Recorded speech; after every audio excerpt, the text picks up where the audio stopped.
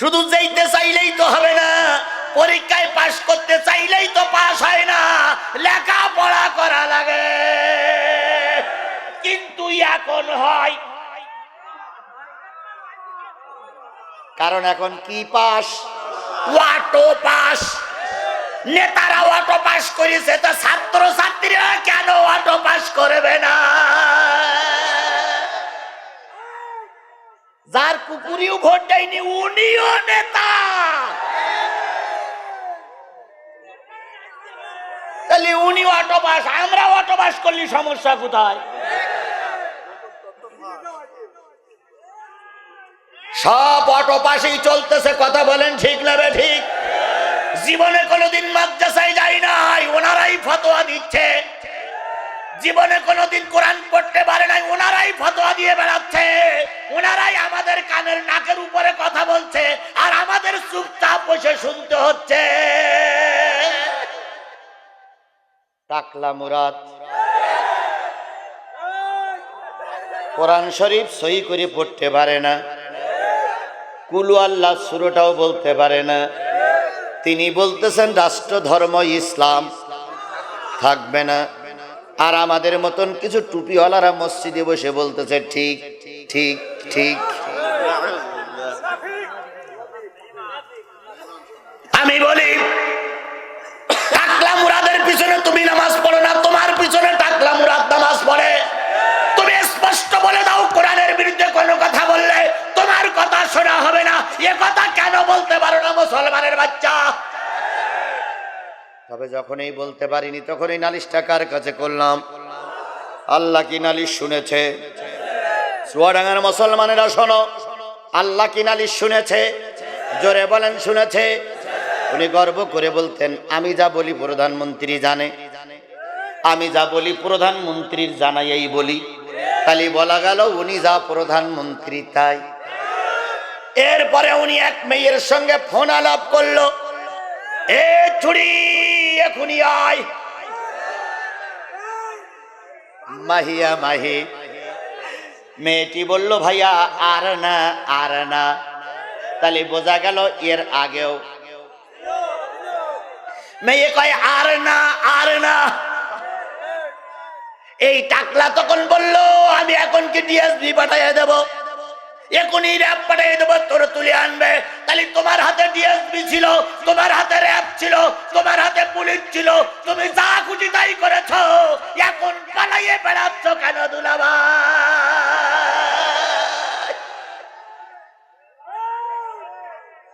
আসো চুয়াডাঙ্গায় খেলা হবে, আসো কুষ্টিয়ার মাটিতে খেলা হবে। তুমি কোন মায়ের দুধ খেয়েছ আর আমি কোন মায়ের দুধ খেয়েছি? আসো চুয়াডাঙ্গার মাটিতে, জনগণ তোমার জন্য যুদ্ধ আর ঝাঁটানি অপেক্ষা করছে।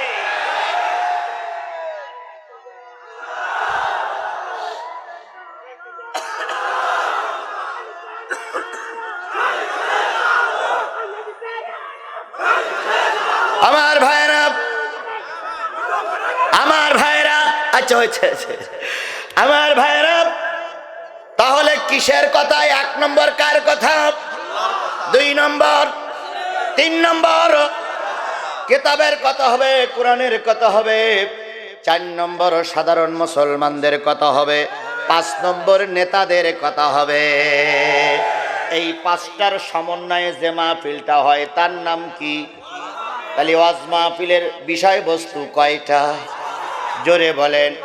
এখন এই 5টা জিনিসের পরে যদি আমাকে কথা বলতে না দেওয়া হয়, ওয়াজ মাহফিল দেওয়ার দরকার নাই। দিলে ওয়াজ মাহফিল কেন কথা বলতে পারবো না? যদি কথা বলা নাই যায়, ওয়াজ মাহফিল দেওয়ার দরকারটা কি? কয়টা বিষয় কথা হবে? এই 5টা বিষয়ের বাইরে আমি যাব না, কারণ যা নাম দিয়েছে নামকরণ অনুসারে কাজ হবে। তাহলে ওয়াজের বিষয়বস্তু কয়টা? আল্লাহ, রাসূল, কিতাব, সাধারণ মুসলমান, নেতৃত্ব, নেতা। এবার আসুন আমরা 5টা বিষয়ের বাইরে গেলে আপনারা ধরবেন, আর 5টা বিষয়ের পরে যদি আমি টিকে থাকি আপনি আমাকে ধরতে পারবেন না। ধরবেন তাদের যারা ওয়াজের অনুমতি দিয়েছে, ধরবেন তাদের যারা এই ওয়াজ মাহফিল করার জন্য সহযোগিতা করেছে। ওয়াজ মাহফিল দিয়ে কয় কথা বলা যাবে না। আরে আমার দুলা ভাই রে,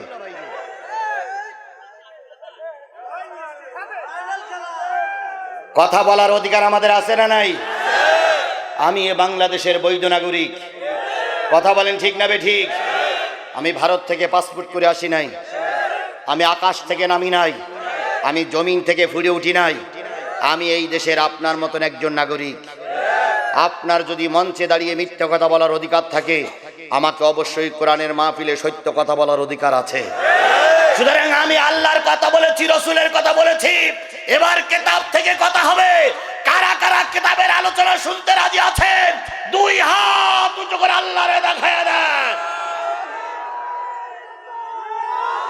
জোরে একটা তাকবীর হবে। নারায়ে তাকবীর। আরো জোরে নারায়ে তাকবীর। আল কোরআনের আলো, আল হাদিসের আলো, তোমার নেতা আমার নেতা, দুনিয়ার মুসলিম। হাত নামান। কারে দেখাইছেন? আল্লাহকে আপনার হাত উঁচু করে দেখেছে? দেখেছে? একেবারে সত্যি সত্যি দেখেছে? তাহলে আমার যতক্ষণ আলোচনা চলবে আপনাকে ততক্ষণ থাকতে হবে। যদি আমার 1 মিনিট আগে আপনি চলে যান, এই হাত আপনার বিরুদ্ধে আল্লাহর কাছে সাক্ষী দেবে। আল্লাহ জিহাদিরে মঞ্চে উৎসাহিত করে এ মুনাফিক পিছন দিক থেকে কেটে পড়েছিল। যান, কারা কারা যাবেন চলে যান। মুনাফিক গুলো দেখে রাখি।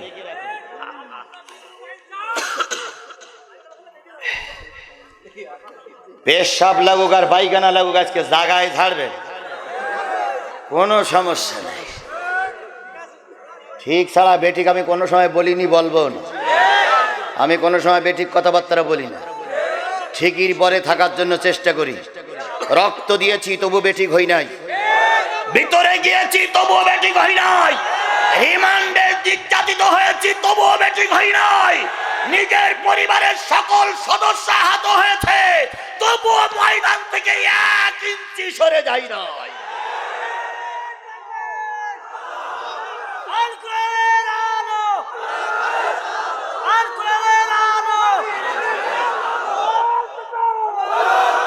আমার ভাইরা, তাহলে আজকের আলোচনার বিষয় হলো জান্নাতে যাবে কারা?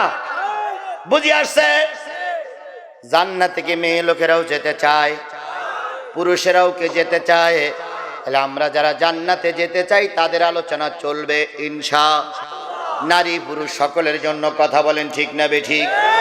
দয়া করে ওয়াজ ভালো লাগুক আর খারাপ লাগুক ওটা আমার বিষয় নয়। তবে বিষয় হলো আমাকে রেখে আপনারা একা একা চলে, আমাকে একা রেখে আপনারা চলে যাবেন না। রাজি? যদি কোনো বিপদ আপদ আসে আমরা সবাই ভাগাভাগি করে নেব। কথা বলেন ঠিক না বেঠিক?